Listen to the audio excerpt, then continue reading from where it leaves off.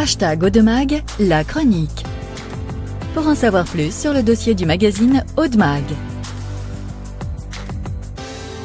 Adicias Braimunde. Comme tous les 3 mois, le conseil départemental de l'Aude publie son magazine Audemag. Et le numéro 53 des mois de janvier à mars met en avant l'action du département sur la biodiversité. Et aujourd'hui, pour en parler, nous sommes avec monsieur Francis Morlon, qui est le vice-président du département de l'Aude, délégué à la transition écologique.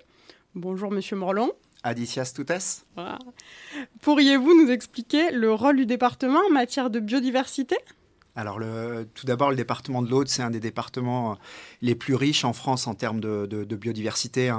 On a plus de 200 espèces d'oiseaux qui y nichent, on a de multitudes de plantes, d'habitats naturels qui sont exceptionnels, rares au niveau européen et présents sur le département.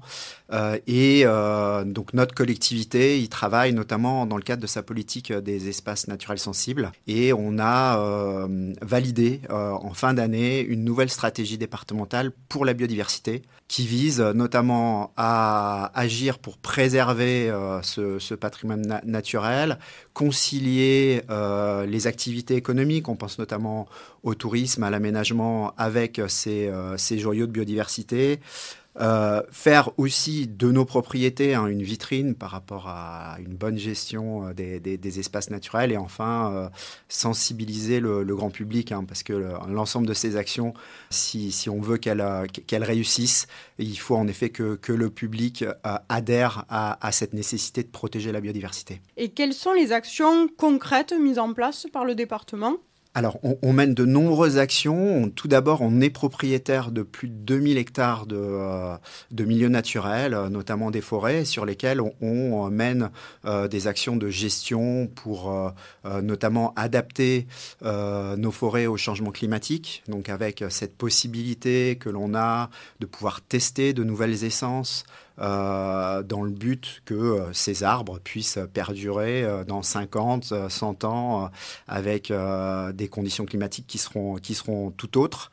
On mène aussi de nombreuses actions avec des partenaires. Pense notamment à des communes, aux parcs naturels régionaux, à de nombreuses associations de protection de la nature. Des actions phares exemplaires qu'on peut mener sur le département. Je pense notamment à des actions en lien à la protection, l'amélioration des zones humides, en lien notamment avec les acteurs agricoles, parce que de nombreuses zones humides sont sur des zones d'estive, sur nos massifs, et on travaille à leur bonne protection avec les éleveurs. Concernant la sensibilisation du public, qu'est-ce qui est mis en place exactement ?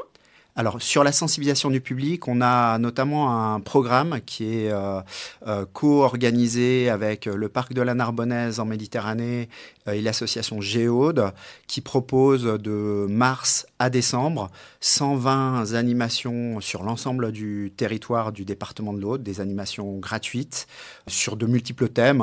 Ça va des petites plantes comestibles à la découverte des lagunes en kayak, en passant par la découverte des oiseaux ou des balades nocturnes comptées. La première sortie aura lieu le 29 mars à Rouvenac. J'invite nos auditeurs à se joindre à cette sortie qui parlera des salades sauvages de printemps.